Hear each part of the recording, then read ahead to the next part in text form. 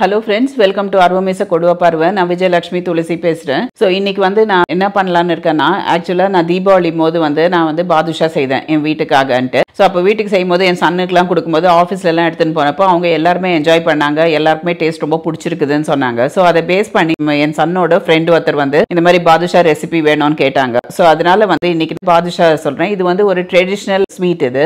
யூசுவலா எல்லாமே செய்யறது நம்மளுக்கு குவான்டிட்டியும் நிறைய வரும், ஈஸியும் செய்யறது. ஸோ நான் என்னோட பாதுஷா செஷனில் வந்து உங்களுக்கு நிறைய டிப்ஸ் கொடுப்பேன் நான். ஈவன் அதை உங்களால் கிராஸ் பண்ண முடிஞ்சா பாருங்க, அப்படி இல்லைன்னா ரீரன் பண்ணி போட்டு பார்த்தீங்கன்னா உங்களுக்கு நான் சொல்கிற குவான்டிட்டி மெஷர்மெண்ட்டு எல்லாத்தையும் எடுத்து கரெக்டாக பண்ணிங்கன்னா உங்களுக்கு பக்காவாக வரும். நம்ம வெளியில் வாங்குறதோட நல்லாயிருக்கும். ஏன்னா வெளியிலலாம் வந்து கீயோட வந்து ஆயில் ஆட் பண்ணுவாங்க, இல்லை வனஸ்பதி ஆட் பண்ணுவாங்க. நான் வந்து அந்த மாதிரி பண்ணுறது இல்லை, ஒன்லி கீ தான் ஆட் பண்ணுவேன் நான் உங்களுக்கு வந்து ஒவ்வொரு ஸ்டெப் பை ஸ்டெப் எப்படி பண்ணணும், எப்படி ஜீரா செய்யணும், எவ்வளோ நேரம் சோக் பண்ணணும், இதெல்லாமே சொல்கிறேன் நான். ஸோ நீங்கள் வந்து கேர்ஃபுல்லாக பார்த்துட்டு செய்தீங்கன்னா உங்களுக்கு வந்து 20 minutesல பாதுஷா செய்திடலாம். Please come to my kitchen. இப்போ பாதுஷா தேவையான பொருட்கள்லாம் வந்து இதுதான். சுகர் எடுத்துருக்கேன், நம்ம சிரப் எடுக்கணும் இதுலேருந்து. அப்புறம் வந்து மைதா மாவு எடுத்திருக்கேன், 2 டேபிள் ஸ்பூன் வந்து கர்ட் எடுத்திருக்கேன், 50 கிராம்ஸ்க்கு வந்து கீ எடுத்திருக்கேன். இப்போ வந்து நம்ம மாவு எப்படி பிசையணுன்றது உங்களுக்கு நான் சொல்கிறேன். மீன் டைம் வந்து நம்ம ஸ்டார்ட் பண்ணுறதுக்கு முன்னாடி இப்போ மெஷர்மெண்ட் வந்து நான் 125 கிராம்ஸ் ஆஃப் மைதா எடுத்திருக்கேன். ஸோ இதுக்கு வந்து 250 கிராம்ஸ் ஆஃப் சுகர் வேணும். ஏன்னா சிரப் எடுத்துட்டு பாதுஷா ஊறணும் இல்லையா, அதுக்காக வேண்டியது. அதே மாதிரி வந்து 50 கிராம்ஸ் வந்து கீ எடுத்திருக்கேன், 2 டேபிள் ஸ்பூன் கர்ட் எடுத்திருக்கேன். கர்ட் போடும் போது என்ன ஆகும்னா நம்மளுக்கு அந்த ஒரு மாதிரி கிரீமி டெக்ஸ்டரும் இருக்கும், நம்ம சாப்பிடும் போது நம்மளுக்கு அந்த சுகரோட இது திகட்டாம இருக்கும். இந்த மெஷர்மெண்ட்டை வந்து கம்பல்சரியா பண்ணுங்க. அதே மாதிரி நம்ம குக்கிங் சோடா இருக்கு இல்லையா, நான் மேலோட போட்டிருக்கேன், உங்களுக்கு கலர் தெரியுதான் தெரியல, இந்த ரவுண்ட்ல இருக்கு குக்கிங் சோடா. அது வந்து தனியா வைக்கல, இதுதான் குக்கிங் சோடா. இது வந்து 2 கிராம்ஸ் போட்டிருக்கேன் நான். ஸோ நீங்க வந்து ஜாஸ்தி குக்கிங் சோடா போட்டீங்கன்னா பாதுஷாலாம் பிரிஞ்சு போயிடும். ஸோ அதனால வந்து அந்த மெஷர்மெண்ட்டை வந்து கரெக்டா பாத்துக்கோங்க. 125 கிராம்ஸ்க்கு வந்து 2 கிராம்ஸ் ஆஃப் பேக்கிங் சோடா, நம்ம குக்கிங் சோடான்னு சொல்றோம் இல்லையா, இட்லிக்கெல்லாம் போடுறோம் இல்லையா ஃப்ளஃபி ஆகிறதுக்காக, அதுதான் வந்து ஆட் பண்ணியிருக்கேன் நான். ஸோ இவ்வளவுதான் நம்மளுக்கு இதுக்கு தேவையான இன்கிரீடியன்ஸ். நம்ம இதை ஸ்டார்ட் பண்றதுக்கு முன்னாடி ஃபர்ஸ்ட் வந்து ஜீராக்கு ரெடி பண்ணிக்கலாம். நம்ம இதெல்லாத்தையும் பெசியறதுக்குள்ள ஜீரா வந்து ஒரு நம்ம ஜாமுன்லாம் செய்வோம் இல்லையா, அந்த கன்சிஸ்டன்சிக்கு வரணும். ஸோ அதனால இப்போ நான் வந்து ஸ்டவ் ஆன் பண்ணிக்கிறேன். இதுல வந்து 3/4 டம்ளர் தண்ணி ஊற்றலாம். இதுல 3/4 கிளாஸஸ் ஆஃப் வாட்டர் ஊற்றிட்டு அதுக்கப்புறம் வந்து நான் எடுத்து வச்சு 1/4 கிலோ சர்க்கரையை இதில் போட போறேன் நான்.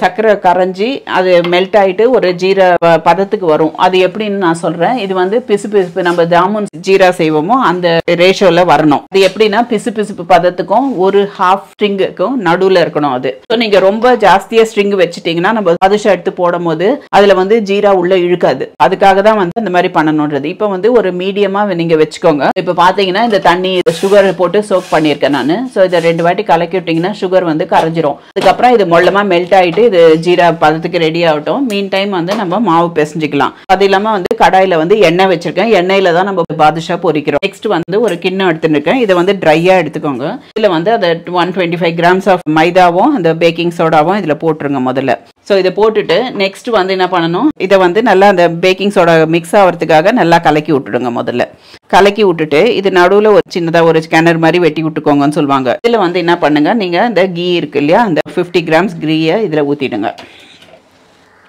ஸோ இதையும் கீ அதில் ஊற்றியாச்சு.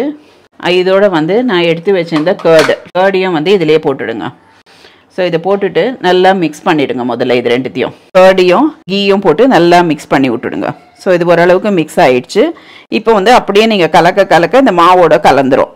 ஏன்னா நம்ம கர்ட் போட்டுக்கோம் இல்லையா, அதுல வந்து கொஞ்சம் மாய்ஸ்சர் ரீட்டைன் ஆகும். இப்போ இதை போட்டுட்டு இது பத்தாததுக்கு மாத்திரம் தண்ணி ஊற்றிக்கலாம். நம்ம இதை வந்து நம்ம சப்பாத்தி பதத்துக்கு பிசையணும் நம்ம. ஸோ இந்த மாவு பிசையது வந்து ரொம்ப ஈஸி. நீங்க வந்து ரொம்ப அழுத்தம் கொடுத்தெல்லாம் பிசையணும்னு தேவையில்லை, லூஸாவே பிசைங்க. இந்த மாதிரி வருது பாருங்க. இப்போ வந்து பாத்தீங்கன்னா இது ஒரு மாதிரி பிடிச்சா இருக்குது இல்லையா, இந்த மாதிரி இருக்கக்கூடாது, சப்பாத்தி மாவு பிசையத்துக்கு வரணும். இப்போ வந்து இதில் நான் கொஞ்சமா தண்ணி ஊற்றுறேன், ரொம்ப ஜாஸ்தி தண்ணி ஊற்றாதீங்க. நெக்ஸ்ட் வந்து இப்போ வந்து தண்ணி சப்பாத்தி மாவு பிசையறதுக்கு எவ்வளோ பதம் வேணுமோ அவ்வளோ வரைக்கும் ஊற்ற போதும். நீங்கள் மொத்தமாக ஊற்றிடாதீங்க, கொஞ்சமாக தெளித்து தான் பிசையணும். தெளிச்சுட்டு இதை வந்து அப்படியே கொஞ்சம் கோதி விட்ட மாதிரி பிசைங்க. இப்படி தூக்கி விட்டு பிசைஞ்சிங்கன்னா நம்மளுக்கு வந்து லேயர்ஸ் வரும். ஸோ இந்த மாதிரி பண்ணணும். இப்போ பார்த்தீங்கன்னா எல்லாம் ஒன்றா சேர ஆரம்பிச்சிருச்சு. இப்போ வந்து ரொம்ப தண்ணி கேர்ஃபுல்லாக பார்த்து ஊற்றுங்க. ரொம்ப ஜாஸ்தி ஊற்றிட்டிங்கன்னா கொலன்னு ஆகிடும், அப்புறம் உள்ளே வேகாது. இந்த மாதிரி லேயர்ஸ் வர மாதிரி இருக்கும். கொஞ்சம் தண்ணி ஊற்றலாம். இந்த ஜீரா வந்து நல்லா கொதிக்க ஆரம்பிச்சிடுச்சு. ஸோ இதையும் நான் வந்து கொஞ்சம் நல்லா சிம்மில் வச்சுருக்கேன் நான், ஏன்னா ரொம்ப ஜாஸ்தி கொதிக்க வேணான்ட்டு. இப்போ பார்த்தீங்கன்னா இந்த மாதிரி ஆயிடுச்சு பாருங்கள் மாவு. இப்போ வந்து நம்ம பிடிச்சோன்னா சப்பாத்தி மாவு பிசைறதுக்கு பதத்துக்கு வந்துடுச்சு. ஸோ இது வந்து ரொம்ப அழுத்தி பிசைய வேணாம், லேசாகவே பிசைங்க. லேசாக பிசைஞ்சு ஆனால் சப்பாத்தி மாவு பதத்துக்கு கொண்டு வரணும். ஸோ சில மைதா மாவுலாம் நல்லா இழுக்கும் தண்ணி, அதனால் நம்ம வந்து கொஞ்சம் கொஞ்சமாக தெளித்து பிசைஞ்சால் தான் நம்மளுக்கு கரெக்டாக வரும். ஸோ இந்த மாதிரி மாவு பிசைஞ்சாச்சு. இதெல்லாம் ஊற வைக்கணுன்றது தேவையில்லை. ஸோ இப்போ பார்த்தீங்கன்னா நல்லா நம்ம கையில் இருக்க மாவு எல்லாத்தையும் எடுத்து போட்டுட்டு நல்லா பிசைஞ்சு விட்டுக்கோங்க. ஸோ இப்போ பார்த்தீங்கன்னா இந்த மாதிரி இருக்கும் மாவு. ஸோ இந்த மாதிரி ஆயிடுச்சு. ஸோ இப்போ என்ன பண்ணணும், இதில் வந்து இன்னொரு ட்ரிக் சொல்கிறேன். எப்படின்னா அந்த பாதுஷாவில் லேயர்ஸ் வருது இல்லையா, அதுக்காக என்ன பண்ணணுன்றது சொல்கிறேன் நான். எப்படின்னா இப்போ நீங்கள் இந்த மாவு வந்து இந்த மாதிரி நல்லா பிசைஞ்சு எடுத்துக்கோங்க. இது பாருங்கள், இந்த மாதிரி பிரிச்சா வருது பாருங்கள். ஸோ இந்த மாதிரி இருந்ததுன்னா உள்ள லேயர்ஸ் இருக்குதுன்னு அர்த்தம். தெரியுதுங்களா? இதுதான் லேயர்ஸ் சொல்கிறது. நம்ம இதில் தான் வந்து ஜீரா ஊறினா நம்மளுக்கு நல்லா ஒரு மாதிரி அந்த ஃப்ளேவர் நல்லா கொடுக்கும் நம்ம சாப்பிடும் போது. இப்போ வந்து இந்த சப்பாத்தி மாவு மாதிரி இதை பிசைஞ்சிட்டு இப்போ என்ன பண்ணுங்க, இதில் லேயர்ஸ் வரத்துக்கு நம்ம வந்து ஒவ்வொரு வாட்டியும் அந்த மாதிரி பிரித்து எடுக்க முடியாது. ஸோ அதனால என்ன பண்ணுங்க, இந்த மாவு வந்து 2 போர்ஷனாக ஆக்கிக்கோங்க, 2 இல்லை 3 போர்ஷனாக ஆக்கிக்கோங்க. இதை எடுத்துட்டு இதை வந்து என்ன பண்ணணும், ஒன்று மேலே ஒன்று வச்சுருங்க.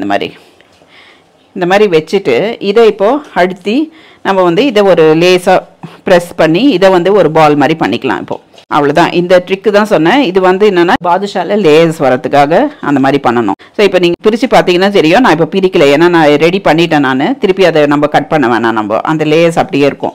ஸோ இப்போ இதுலேருந்து என்ன பண்ணணும், நம்ம வந்து குட்டி குட்டி பால்ஸ் எடுத்துக்கணும். பாதுஷா சைஸ் உங்களுக்கு எவ்வளோ வேணுமோ அந்த மாதிரி. நான் இப்போ வந்து இந்த மாதிரி சைஸில் நான் எடுத்துக்கிறேன் பாதுஷா.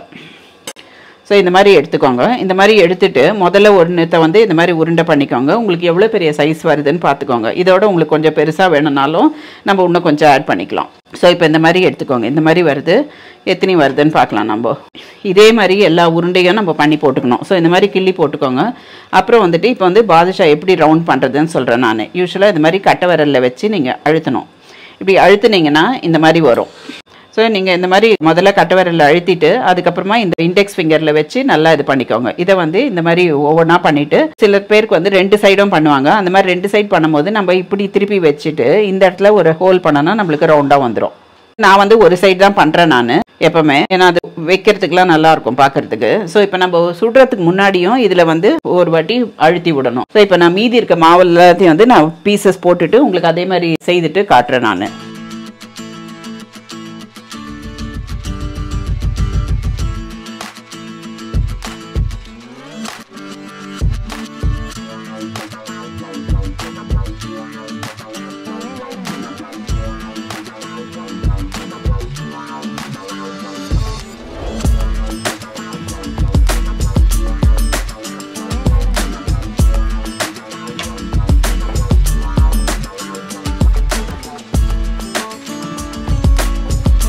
ஸோ இப்போ பார்த்தீங்கன்னா நான் வந்து இத்தனை பாதுஷா செய்திருக்கேன் நான்.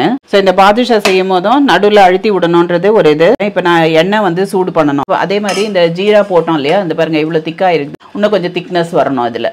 ஸோ இப்போ ஊற்றுற அது மாதிரி இல்லையா, அப்படியே ஒரு மாதிரி கண்டினியூஸாக உழற மாதிரி வரணும். அந்த மாதிரி வந்ததுன்னா நம்மளுக்கு ஜீரா சரியாக இருக்கும். ஸோ எப்போவுமே இந்த மாதிரி ஒரு அகலமான கிண்ணத்தில் போட்டுக்கோங்க. நம்ம பாதுஷா சுட்டு அதில் போடும் போது ரொம்ப நேரம் அது இல்லை, ஒரு 2 to 3 மினிட்ஸில் வந்து சோக் ஆகிடும். ஸோ எடுத்துடலாம் நம்ம. ஸோ இப்போ வந்து பாதுஷா நான் வந்து ஃப்ரை பண்ண போகிறேன். இந்த பாதுஷாவில் வந்து இது ரொம்ப ரொம்ப முக்கியமான டிப்ஸ் என்னன்னா இந்த டெம்பரேச்சர் தான். இதில் வந்து ரொம்ப எண்ணெயை சூடு பண்ணக்கூடாது. ஏன்னா லேஸ் மினிமம் சூடில் போட்டுட்டு இதை வந்து கொஞ்சம் நேரம் ஃப்ரை பண்ணாதான் வந்து நம்மளுக்கு உள்ளெல்லாம் ஃபுல்லாக வேகும். ஏன்னா இப்போ பார்த்தீங்கன்னாலே தெரியும், இப்போ நடுவில் வந்து இந்த மாதிரி இருக்குது, இங்கே ஓரத்தில் வந்து இவ்வளோ கனம் இருக்குது. ஸோ இந்த கனமாக இருக்கிறது வந்து வேகணும். ஸோ அதுக்காக என்ன பண்ணணும், நம்ம பாதுஷா போடும் போது ஆயில் வந்து மினிமம் ஹீட்டில் இருக்க மாதிரி வச்சுக்கோங்க. ரொம்ப ஹீட்டில் போட்டிங்கன்னா உடனே செவந்து போயிடும். செவந்து போயிட்டு உள்ளே வேகாது. அதே மாதிரி நம்ம சாப்பிடும் போது ஒரு மாதிரி ஃப்ளேக்ஸ் இல்லாமல் ஒரு மாதிரி மாவு மாதிரி இருக்கும். இன்கேஸ் நம்ம வந்து இப்போ போடும் போது நம்ம வந்து ஒரு 3 போடுறோம் இல்லை 2 போடுறோம்னு வச்சுக்கோ. நான் வந்து எப்பவுமே 2 போட்டு தான் சுடுவேன் நான். ஏன்னா அதில் அட்டென்ஷன் இருக்கணுன்றதுக்காக நம்ம அப்பப்போ திருப்பி விட்டுட்டு பண்ணணும். இல்லை ஒழுங்கா வருதுன்னு தெரிஞ்சுன்னா 3 கூட போடலாம். அந்த மாதிரி போட்டுட்டு நம்ம வந்து எடுக்கும் போது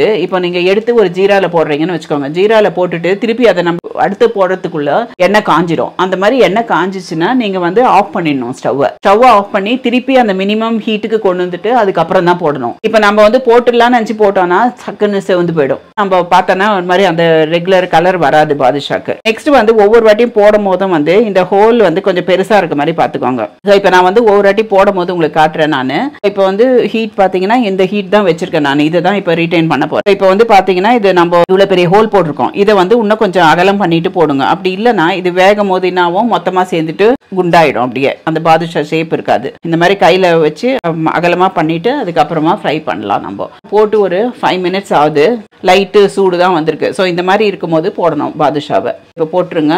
இதில் வந்து இப்படி தான் இருக்கும். முதல்ல கொஞ்சம் அது வர வர தான் பபிள்ஸ் வர ஆரம்பிக்கும். ஸோ அந்த மாதிரி பபிள்ஸ் வர ஆரம்பித்தாதான் ஆயிலெலாம் உள்ளே போய் நல்லா இழுத்துட்டு அதுக்கப்புறமா கொஞ்சம் கொஞ்சமாக வேகும். இது பாருங்கள், இப்போ வந்து எவ்வளோ பொடி பபிள்ஸ் வருது பாருங்கள். ஸோ இந்த மாதிரி தான் வர ஆரம்பிக்கும். அதே நம்ம இதை வந்து ஓவர் ஹீட்டில் வச்சோன்னு வச்சுக்கோங்க, சட்டுன்னு பபிள்ஸ் வந்து எல்லாம் உள்ளே போயிட்டு மேலே கறிக்கிட்டோம், எதுவுமே வந்து நம்மளுக்கு கரெக்டாக வராது. ஸோ இப்போ இந்த மாதிரி போடும் போது நம்ம இந்த பேக்கிங் சோடாலாம் போட்டதுனால இது வந்து கொஞ்சம் ஃப்ளஃபியாக ஆகும். ஸோ மீன் டைம் நல்லா ஜீரா கொதிக்குது. இந்த கன்சிஸ்டன்சியில் இன்னும் கொஞ்சம் நேரம் இருக்கலாம். இது முதல்ல வந்து கொஞ்சம் வர்றதுக்கு கொஞ்சம் நேரம் ஆகும், கொஞ்சம் எழும்பி வரட்டும். ஃபஸ்ட்டு டைம் நம்ம கொஞ்சம் வெயிட் பண்ணணும். நெக்ஸ்ட்டு இதெல்லாம் போடும்போது தான் கொஞ்சம் கொஞ்சம் ஆல்ரெடி ஆயில் சூடு ஏறதுனால சீக்கிரமாக வரும். இப்போ பார்த்தீங்கன்னா எவ்வளோ பபிள்ஸ் வருது பாருங்கள், ஃபஸ்ட்டு வந்ததுக்கும் இப்போதைக்கும். ஸோ பபிள்ஸ் வந்துட்டு கொஞ்சம் அது மேலே எழும்பி வந்தோடனே லேசாக கரண்டியில் பண்ணுங்கள். இப்போ பண்ணிங்கன்னா லேஸ் பிச்சுட்டு வந்துடும். ஸோ அந்த மாதிரி பண்ண வேணாம். முதல் வாட்டி செய்யும் போது கொஞ்சம் ஒரு மாதிரி இருக்கும். ரெண்டாவது வாட்டிலாம் செய்யும் போது நம்மளுக்கு அந்த கொஞ்சம் கான்ஃபிடென்ஸ் வந்துடும். ஓ இந்த மாதிரி தான் இருக்கும், இந்த பதத்தில் தான் போடணுன்றது தெரிய வந்துடும். வெளியில் கடையில் வாங்கி சாப்பிட்றதோட நம்ம வீட்டில் செய்து சாப்பிடும்போது இருக்க சாட்டிஸ்ஃபேக்ஷனே வந்து ரொம்ப அதிகமாக இருக்கும். இப்போ பார்த்தீங்கன்னா பபிள்ஸ் எப்படி வருது பாருங்கள். ஸோ இதில் வந்து இது கொஞ்சம் மேலே எழும்பி வந்த உடனே நான் அடுத்தது ஒன்று போட்டுருவேன் நான். ஸோ இதில் வந்து 2-3 வரைக்கும் போடலாம் நம்ம. ஆனால் நம்ம கண்டினியூஸாக அதை வந்து ஒரு பக்கமாக தள்ளி விட்டு அதை வேக வைக்கணும் எல்லா பக்கமும். ஸோ இப்போ நல்லா பொரிய ஆரம்பிச்சிருச்சு பாருங்கள். இந்த மாதிரி வரும்போது நம்ம வந்து அடுத்தது வந்து கொஞ்சம் திருப்பி விடலாம். இதுக்கு முன்னாடியே போட்ட உடனே நீங்கள் கரண்டியை வச்சிங்கன்னா, ஏன்னா அது வந்து லேயராக இருக்கிறதுனால எல்லாம் பிச்சுட்டு வந்துடும். ஓரளவுக்கு கொஞ்சம் வேக விட்டுட்டு அதுக்கப்புறமா திருப்புங்க. ஸோ இப்போ பார்த்தீங்கன்னா எப்படி பபிள்ஸ் வருது பாருங்கள், நிறைய வர ஆரம்பிச்சிருச்சு. ஸோ இந்த மாதிரி இருக்கும்போது இப்போ இந்த ஹீட் ரீட்டைன் ஆகிறதுக்காக நான் வந்து இன்னொன்று போடுறேன். இன்னொன்று போடும்போது நான் முன்னாடி சொன்ன மாதிரி இந்த ஹோலை வந்து கொஞ்சம் அகலம் பண்ணிக்கோங்க. அப்போ தான் வந்து நல்லாயிருக்கும், நம்மளுக்கு ஷேப் வந்து எக்ஸாக்ட் பாதுஷா ஷேப் கிடைக்கும். இப்போ ரெண்டாவதும் போட்டுட்டேன். ஸோ இப்போ அதில் போட்டோன்னா எவ்வளோ பபிள்ஸ் வருது பாருங்கள். இது வந்து மேலே எழும்பி வந்துடுச்சு, தெரியுதா உங்களுக்கு பாருங்கள். இப்போ இது வந்து மிதக்கின்னு இருக்குது, அது மாத்திரம் உள்ளே இருக்குது. ஸோ இந்த மாதிரி இருக்கும்போது இப்போ வந்து நம்ம இன்னொன்று கூட போடலாம் இதில். ஸோ நான் வந்து 3 போடுறேன் நான். ஸோ இப்போ இன்கேஸ் நீங்கள் வந்து சட்டுன்னு செவுக்கிற மாதிரி இருந்ததுன்னா உடனே தீயை வந்து கம்மி பண்ணிவிடுங்க. கம்மி பண்ணால் தான் வேகும் ஒழுங்காக.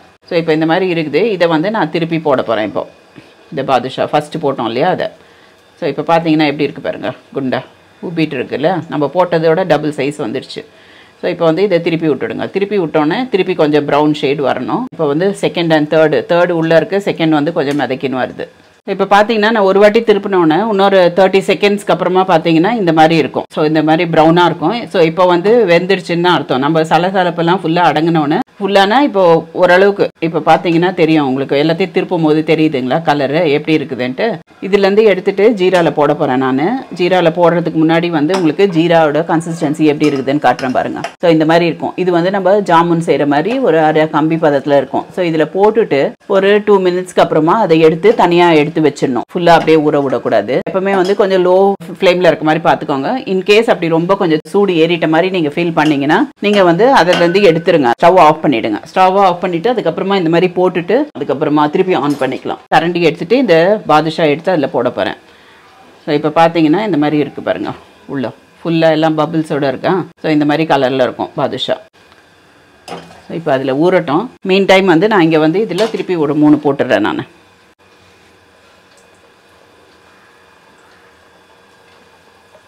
ஸோ சூடு கொஞ்சம் ஜாஸ்தியாக இருக்குது, அதனால் நான் குறைச்சிருக்கேன் இப்போ திருப்பி. ஏன்னா நம்ம எடுத்துகிட்டு போடுறதுக்குள்ளே திருப்பி செவந்துடக்கூடாது. ஸோ அதனால் இந்த மாதிரி போட்டுக்கோங்க. ஸோ இப்போ இதில் பார்த்தீங்கன்னா இந்த பாதுஷா போட்டது எப்படி இருக்குன்னு காட்டுறேன் பாருங்கள். ஸோ இந்த மாதிரி இருக்குது, ஊறி இருக்குது. ஸோ இப்போ வந்து இதை ஒரு 2 மினிட்ஸ் வச்சுட்டு இப்போ நம்ம நெக்ஸ்ட் அதை திருப்பறதுக்குள்ளே இதை எடுத்து தனியாக வச்சிடலாம். ஃப்ரெண்ட்ஸ் இப்போ பார்த்தீங்கன்னா நான் ஜீராவில் போட்டேன். இது ஒரு 2 மினிட்ஸ் ஆயிடுச்சு. ஸோ இப்போ நான் வந்து இதை ட்ரெயின் பண்ணி எடுத்துடுறேன் நான் இந்த ஜீராலேருந்து. ஸோ ஜீராலேருந்து எடுத்துகிட்டு இப்படி முதல்ல இப்படி வைங்க, ஒரு தட்டில் வைங்க. அதுக்கப்புறமா வந்து நம்ம எந்த இதில் வைக்க போகிறோமோ அந்த வெசலுக்கு மாற்றிக்கலாம் நம்ம. ஸோ இப்போ ஃபஸ்ட்டு இதை எடுத்தோன்னா இது வரைக்கும் போதும். இது வந்து உள்ளே கொஞ்சம் ஊறி இருக்கும், இந்த மாதிரி எடுத்துடலாம்.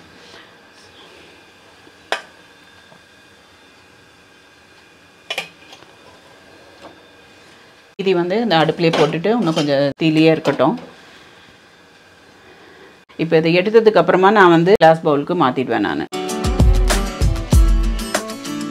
ஸோ ஃப்ரெண்ட்ஸ் இப்போ பார்த்தீங்கன்னா நான் எல்லாமே செய்துட்டேன். நான் பவுலில் எடுத்து வச்சிருக்கேன். எப்படின்னா சுகர் சிரப்பெல்லாம் ஊறி இருக்குதுன்றதுக்காக தான் அந்த ஷைனிங் தெரியுது உங்களுக்கு. ஸோ இப்போ இதை பார்த்தீங்கனாலே தெரியும் நம்மளுக்கு இது பார்த்தாலே எப்படி சாப்பிடணும் போல இருக்கும். ஜஸ்ட் ஒரு 2 மினிட்ஸ் தான் ஊற வச்சிருக்கேன் நான். ஏன்னா இதில் வந்து நம்மளுக்கு பாதுஷாவில் வந்து ரொம்ப ஸ்வீட் ஜாங்கிரி மாதிரிலாம் இருக்காது, மைல்டு ஸ்வீட் தான் இருக்கும். இப்போ நான் உங்களுக்கு வந்து இதை ஒன்றத்தை எடுத்து நான் உங்களுக்கு கட் பண்ணி காட்டுறேன் எப்படி இருக்குன்னு பாருங்க. அந்த லேயர்ஸ் உங்களுக்கு காட்டுறதுக்காக தான் நான் மெயினாக பண்ணுறேன். இதை எடுத்துட்டு இந்த இதில் இப்போ வச்சேன்னா நம்மளுக்கு இப்போ கட் பண்ணுறேன் பாருங்க. கட் பண்ணனா எவ்வளோ சாஃப்டாக வருது பாருங்க. சாஃப்டாக வந்துட்டு உள்ள லேயர்ஸ் தெரியுது உங்களுக்கு எப்படி இருக்கு பாருங்க. இதுதான் வந்து ஊறி இருக்குதுன்னு அர்த்தம். கொஞ்சம் டார்க் கலராக இருக்கிறதெல்லாம் வந்து சுகர் சிரப் இருக்க இடம். இந்த ஒயிட்டாக இருக்கிறதெல்லாம் இன்னும் கொஞ்சம் இருக்குது. அந்த இதில் வந்து நம்மளுக்கு இப்போ மேலே நம்ம சூடாக இருக்கிறதுனால இன்னும் கொஞ்சம் ஆற ஜீராலாம் இறங்கிட்டு இன்னும் கொஞ்சம் நல்லா சாஃப்டாக இருக்கும். ஸோ இதை ட்ரை பண்ணி பாருங்க. இப்போ நான் போட்ட மாவு வந்து 125 கிராம்ஸ்க்கு வந்து இத்தனை வந்திருக்கு. ஸோ இந்த மாதிரி நீங்கள் இப்போ உங்கள் வீட்டில் ஃபேமிலி பெருசாக இருந்தானா அதுக்கு தகுந்த மாதிரி நீங்கள் குவான்டிட்டி வந்து டபுள் பண்ணுறதோ 3 டைம்ஸ் பண்ணுறதோ பண்ணிக்கோங்க. ஸோ இதை பண்ணிட்டு உங்களுக்கு ஏதாவது டவுட்ஸ் இருந்தால் நீங்கள் எனக்கு இது பண்ணுங்க, நான் ரிப்ளை பண்ணுறேன் நான். Hope you enjoy the Badusha and please don't forget to subscribe my channel. Bye.